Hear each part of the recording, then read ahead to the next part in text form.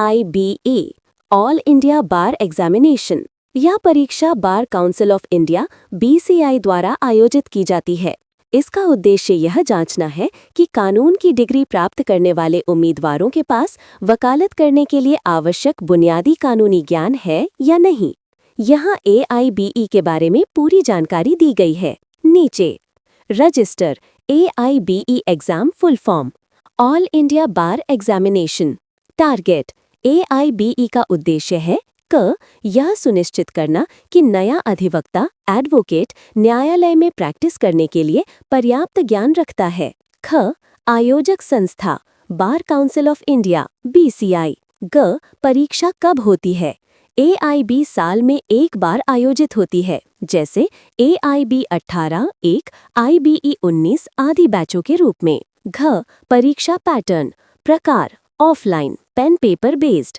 प्रश्नों की संख्या 100। प्रश्न प्रकार ऑब्जेक्टिव मल्टीपल चॉइस क्वेश्चंस। समय 3 घंटे 30 मिनट। नेगेटिव मार्किंग नहीं। भाषा 22 भारतीय भाषाओं में उपलब्ध।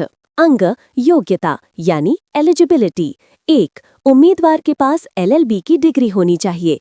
3 या 5 साल का कोर्स। 2 उम्मीदवार को राज्य बार काउंसिल में नामांकन एनरोलमेंट करवाना आवश्यक है। च AIB पास करने के बाद जो उम्मीदवार AIB पास करते हैं उन्हें सर्टिफिकेट ऑफ प्रैक्टिस COP मिलता है। त इसके बाद वे भारत के किसी भी न्यायालय में वकालत कर सकते हैं। ड सिलेबस यानी पाठ्यक्रम प्रश्न मुख्य रूप से इन विषयों से आते हैं।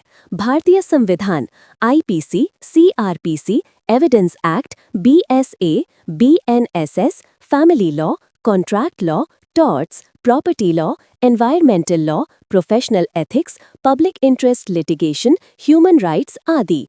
नया क्या है?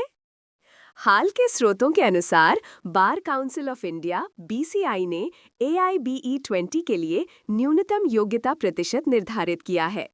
सामान्य या OBC उम्मीदवार कुल अंकों का 45%, SC, ST, PWD उम्मीदवार कुल अंकों का 40%।